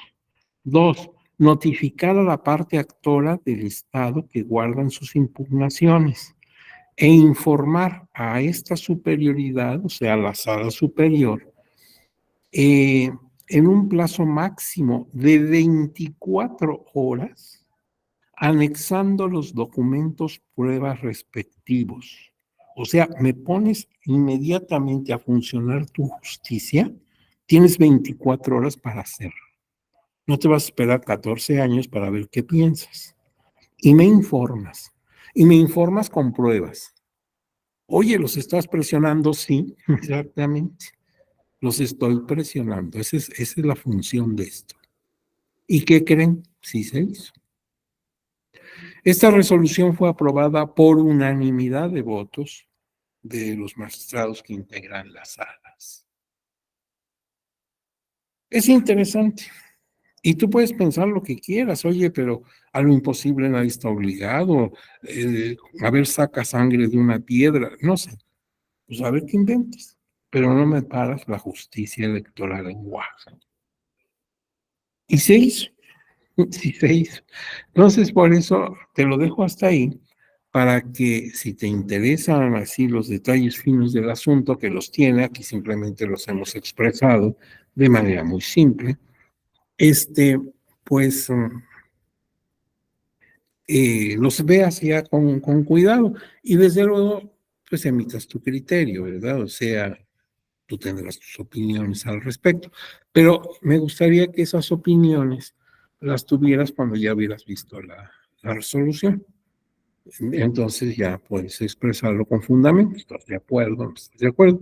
De cualquier manera ya es cosa juzgada y resuelta. Ahora bien, en materia de conclusiones que te dije, bueno, pues son las mías, puedes estar de acuerdo con ellas o no. Eh, pues yo tengo estas conclusiones. Mira, el debido proceso puede ser considerado como un derecho humano, por eso está dentro de tu diplomado, y como un principio universal que rige el campo de los procesos judiciales de cualquier especialidad. Está conformado por diversas reglas y principios que deben garantizar el acceso a la justicia y la obtención de una resolución justa, idónea y eficiente. Era lo que estaba faltando en Oaxaca en el caso que comentamos. Pues no había acceso a la justicia, estaba cerrada. Y la explicación era obvia, se basaba en dos cosas. La pandemia, que no nos permite tener acceso directo con el público, porque se arriesga la salud de todos, y pues no tenemos recursos, así de simple, pues se tuvo que resolver. Punto. Por otro lado, dice que la justicia electoral mexicana ha procurado ceñirse de manera puntual al debido proceso, por lo cual la función interpretativa del Tribunal Electoral del Poder Judicial de la Federación ha sido fundamental para salvaguardar los derechos de las personas justiciables. Realmente si valoro con, pues digamos, con imparcialidad el asunto, el Tribunal Electoral del Poder Judicial de la Federación ha hecho muchísimo. Y la muestra la tienes ahí en el expediente que te recomiendo leer. O sea, muchas veces nadando contracorriente, presionando. Pues sí, porque lo ameritaba la situación. Entonces se ha ido implementando, fortaleciendo las reglas del debido proceso y el compromiso que tenemos como generación histórica es seguir fortaleciendo esas bases del debido proceso. En ello está la salvación de todos nosotros, de alguna manera, como dice la doctora María del Carmen Alanís. La justicia es la última trinchera para asegurar la democracia. Entonces no podemos abandonarla porque no tenemos recursos. Como que digamos, ese pretexto ya caducó, ya no es válido. Toda la vida dices, no tienes recursos, pues ahora vas a ver cómo le hace, pero tienes recursos, sí los tienes. Si lo tienes para cosas superficiales, los debes tener para cosas esenciales. Y ahí termina. Y aquí ya nada más es el copyright, para que no vendan esto a las afueras del metro y esas cosas, porque es propiedad de la escuela judicial. Se los vamos a enviar. No te prometo hacerlo hoy precisamente porque la escuela judicial ahorita tiene una actividad que le está absorbiendo mucho, pero ya mañana no. Y entonces, sí te lo voy a enviar para, para que tengas este documento, te puede ser útil. Y aquí se dieron muchos datos, por ejemplo, del derecho anglosajón y demás, que pues tal vez no alcanzaste a captar en toda su extensión, pero teniendo el documento puedes sacarle provecho, si así lo consideras. Por otro lado, yo les ofrezco una disculpa porque en algún momento nos fuimos muy rápido, pero es que lo que se ve en 2 sesiones la tuvimos que dar en una, pero logramos nuestro objetivo. Y lo que no alcanzaste tal vez a captar, porque íbamos demasiado rápido, pues aquí lo tienes, porque por eso me guié en el que tenemos aquí. Fíjate, nosotros cuando hablamos de aspectos históricos, pues por ejemplo, si hablamos de constituciones en México, todos sabemos que la primera constitución que tuvimos por aquí, éramos todavía colonia de España, fue la Constitución de Cádiz de 1812. Esa la conocemos, la hemos oído hablar, etcétera. Incluso en ella participamos porque se pidió que acudieran representantes de todas las Españas, como decían en la época. México envió una delegación de 12 personas representando las provincias de la Nueva España. Pero así lo hizo Colombia y Buenos Aires y Perú y todos. Pero viene a cuento porque no fue la primera constitución. La primera es de 1808, que se llama Constitución de Bayona o Carta Constitucional de Bayona. Pero Bayona es una población que no está en España, sino está en Francia. Y es una constitución impactada por Napoleón Bonaparte, que te acuerdas que puso en el trono de España a su hermano, don José Bonaparte. Desde luego eso es una usurpación, es una invasión a España. Y esta constitución trata de explicar o justificar la presencia del rey francés en España. Pero tiene una parte orgánica donde dice cómo se estructura el gobierno y una parte dogmática, o sea, de derechos. Esta constitución se expidió en 1808 y estuvo vigente en México mientras Napoleón tenía sosteniendo en el trono a su hermano. Pero viene a cuento porque entre los derechos que otorga, me llama la atención uno, te lo paso al costo, a ver tú qué opinas, que la persona que esté detenida por autoridad, es decir, que esté presa, aunque todavía no esté juzgada y sentenciada, tiene derecho, entre otras cosas, a que sea visitada por persona de su amistad, familia o defensa, pues para que él pueda expresarles a sus familiares, amigos o defensores su situación y se pueda intentar su defensa, ¿sí? Entonces, fíjate, me llama la atención que esto fue en 1808, 2 años antes del Grito de Dolores. Y sin embargo, ya se prevé cosas de este tipo que hoy estarían dentro del debido proceso. El derecho de visita, que puedas recibir visita de personas que te puedan apoyar, pues moral o jurídicamente. O sea que nadie debe permanecer aislado, incomunicado, eso es inhumano. Aunque estés detenido y acusado de un delito grave, pues tengas derecho a que en un momento dado llegue alguien que te pueda apoyar. Bien, pues dejamos hasta aquí, vamos a dejar de presentar, si ustedes me lo permiten. Y ahora, pues si quieres expresar alguna opinión, preguntar algo, con muchísimo gusto atendemos tu inquietud. Y si no, pues únicamente queda el enviarles mañana esta presentación. Es un tema que se puede abordar desde muchos ángulos. Como ves, podemos sacar muchísima materia para más conversaciones. Pero es interesante ver cómo se impactó primero al sistema procesal general, sobre todo por la vía penal, que es la que más nos impresiona, ¿verdad? Porque más nos pone en riesgo. Perdemos nuestra libertad de entrada. Pero también luego llegó a la justicia electoral. Y el tribunal, por ejemplo, cuando no exige con exhaustividad todos los requisitos de formalidad, en el afán de que la gente pueda acceder con mayor facilidad, al caso de las personas de nuestros pueblos originarios, pues creo que es una buena medida.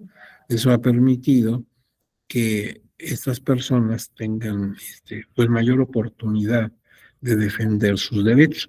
Todavía hay muchísimo que caminar por ahí, todavía hay muchas injusticias, pero no se ha dejado atrás. Y ahora, como ustedes saben, a partir de 2019, o sea, ayer, ya tenemos contemplado dentro de estos pueblos originarios a las personas afrodescendientes, nuestros queridos amigos y paisanos afrodescendientes. Llegaron muy tarde a la Constitución, siempre han estado con nosotros desde el momento de la conquista, porque los españoles, algunos venían con esclavos negros para que los atendieran en sus cosas personales. Y desde ahí tenemos a los personas afrodescendientes y han estado con nosotros, mucho han intervenido en la formación de nuestra cultura, de nuestras expresiones, de nuestras comidas, nuestros bailables, todo lo que es cultura mexicana, mucho hay mano de ellos. Y en la guerra de independencia sirvieron con batallones a las órdenes del generalísimo Morelos, de don Vicente Guerrero, que fue presidente nuestro, fue el segundo presidente de México, y era de ascendencia afrodescendiente. O sea, él no era persona de color, pero sí tenía ascendencia africana. Entonces, con nosotros han estado en todo momento estas personas, pero estaban invisibles. Eso es lo que pasa con los grupos marginados, los grupos que llamamos vulnerables. Ahí están, pero no los queremos ver. Entonces, bueno, llegaron muy tarde, es muy lamentable, tenemos una deuda con ellos muy grande, pero bueno, al menos ya están nuestros queridos amigos afros. Y lo digo con toda sinceridad porque por razones X conozco muchísima gente de este grupo y siempre he encontrado gente muy linda, muy solidaria, muy participativa. Entonces me da mucha pena que apenas en 2019 los pudimos incorporar a la Constitución, pero bueno, siquiera ya están. Y ahora la deuda con ellos, pues es cumplirles lo que la Constitución les otorga. Pero vean ustedes, qué bueno que no se exigen tantas formalidades para que estas personas que no siempre tienen todos los recursos para hacerlo, pues puedan acceder a la justicia, en el caso electoral. ¿Alguna pregunta, alguna duda que tengan? ¿No? A ver, ha levantado su mano don Carlos Oropesa. Don Carlos, lo escuchamos con atención. Muy buenos días. Muy buenos días, estimado doctor Marco Antonio Pérez de los Reyes. Un gusto coincidir con usted. Buen día a todas y todos. Pues le agradezco mucho su recorrido sobre el debido proceso y quisiera preguntarle, apreciado doctor, ¿usted considera que ahora la justicia digital electoral con sus modalidades puede simplificar los procesos y que cumplir con el debido proceso sea más sencillo, y esto también nos orille a que la Ley General sobre Medios de Impugnación en materia electoral tienda a simplificarse, doctor? Es cuanto, gracias. Gracias, don Carlos. Los saludo con mucho cariño, como siempre. Ya hemos tenido el gusto de su participación en otros eventos. Fíjese usted, don Carlos, que creo que sí.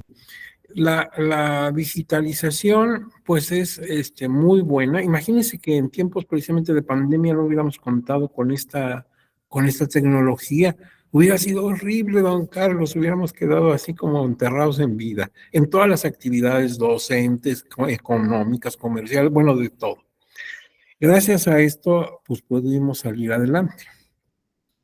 Desde luego, no todas las personas tienen acceso a la tecnología. Por eso no debe ser a rajatabla, por decirlo de una manera. Toda la justicia va digital. Hasta ahorita y en la Ley General del Sistema de Medios de Impugnación es por petición de las partes. Bueno, mire usted, en ese sentido, antes de la pandemia, ya el tribunal, pero no solamente nuestro tribunal, sino muchas otras instituciones del Poder Judicial, la propia Corte, desde luego, y aún en otros países, Perú, España, Canadá va muy avanzado, en los Estados Unidos, por supuesto, y en otros países, ya se iba avanzando en esto de la justicia digital, unos iban más adelante que otros. Eh, por ejemplo, aquí teníamos ya el establecimiento y fomento de la firma, esta Fidel, ¿verdad?, institucional. Y teníamos también la posibilidad de que las partes presentaran sus demandas vía digital. Nada más que había una limitante, después tenían que ratificarlas personalmente. Eso por la firma autógrafa. Y también las notificaciones podían hacerse vía digital cuando les concediera el tribunal a su petición de las partes una cuenta institucional. Bueno, perfecto. Y hasta ahí llegamos cuando nos sorprende la cuestión de la pandemia. Entonces, nuestro tribunal, en medio de esa pandemia, en el año 2020, acordó, hay varios acuerdos, hay un promedio de 10 acuerdos de sala superior, en los que poco a poco va instrumentando lo necesario para que la justicia, por las razones que estaban prevaleciendo, fuera digital, empezando porque tuvieran una sesión pública digital, para no exponerse entre los mismos magistrados y el personal de sus ponencias a una situación de contagio. Pero todo esto tiene que estar fundamentado. Y así se llevó a cabo las sesiones públicas y las podíamos observar, la discusión entre los magistrados sobre los asuntos y los votos y todo esto. O sea, pudo avanzar. Y a raíz de eso, cuando ya la cuestión del contagio y eso ha disminuido mucho y ya podemos estar más accesibles, más libres, el tribunal ha seguido adelante y algunos medios impugnativos van todos por línea, pero siempre y cuando las partes lo deseen así. Y fíjese usted que en la reforma que no se logró, el plan B que dice el presidente de la República, que finalmente no fue pues aprobado en sede de la Corte en acciones de inconstitucionalidad. Sin embargo, tiene una parte muy importante, no me haga mucho caso, pero creo que es el artículo 5, que es muy largo, se subdivide en puntos, tiene toda la justicia electoral en línea, todo, desde la interposición del escrito de demanda hasta las notificaciones. Pero también con la idea de que sea a petición de las partes. Bueno, quizás esa parte de la reforma se pueda, ya una vez que se tenga la calma para volver a pensar en una legislación reformada, se pueda aprovechar todo eso e impactar, porque la verdad, pues, primero, sí, como usted dice, hace más rápida la justicia. Segunda, tiene la ventaja de que no hay necesidad de trasladarse hacia otros lugares para interponer, sino todo en línea. Pero siempre repito que las posibilidades de las personas involucradas lo permitan. Es decir, no es para todos, porque entonces sí le cerraríamos la puerta en los dedos a las personas que definitivamente no tienen ni acceso ni posibilidad de utilizar este tipo de herramientas. Creo que debe seguir siendo así, a petición de parte. Pero ya todo está instrumentado prácticamente. Algunos magistrados de las salas superiores y regionales se han mostrado pues muy entusiasmados con este tipo de procedimientos.